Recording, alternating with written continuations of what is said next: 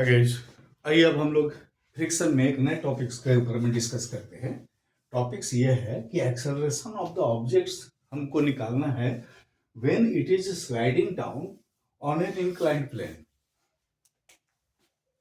एक inclined plane है और इस इंक्लाइंड प्लेन का एंगल है थीटा और इस पर एक ऑब्जेक्ट है, इसका मास है सपोज करो m और ये इस पे स्लाइड डाउन कर रहा है, तो इसका एक्सेलरेशन क्या होगा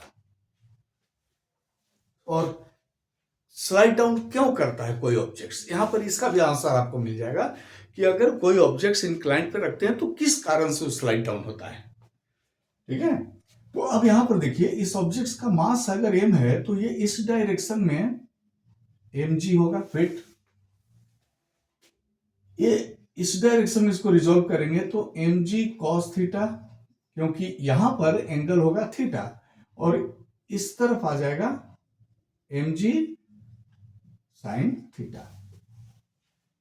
देखिए, ये जो mg sin थीटा है ना, ये mg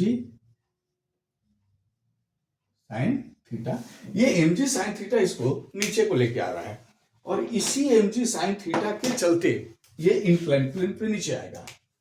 लेकिन इसके साथ कुछ और भी बात है। देखिए, इसके साथ एक फोर्स और लगा हुआ है, फोर्स ऑफ फ्रिक्शन।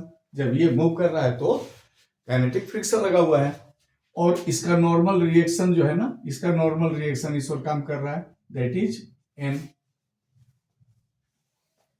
इस केस में अगर हम बात करें तो इस पे दो फोर्स काम कर रहा है। एक फोर्स नीचे लेके आ रहा है, that is mg sin theta, और एक फोर्स ऊपर को काम कर रहा है, यानी mg sin थीटा का ऑपोज कर रहा है।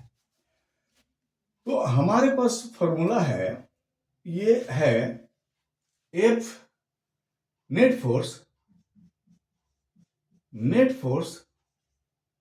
Acting downward, net force acting downward, ये हो जाएगा mg sin theta minus F के।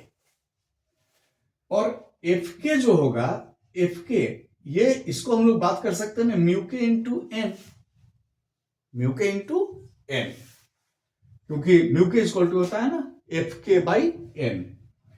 तो और एन किसके बराबर है, देखिए mg cos थीटा के, तो एफ के जो है ये हो जाएगा म्यू के mg cos थीटा।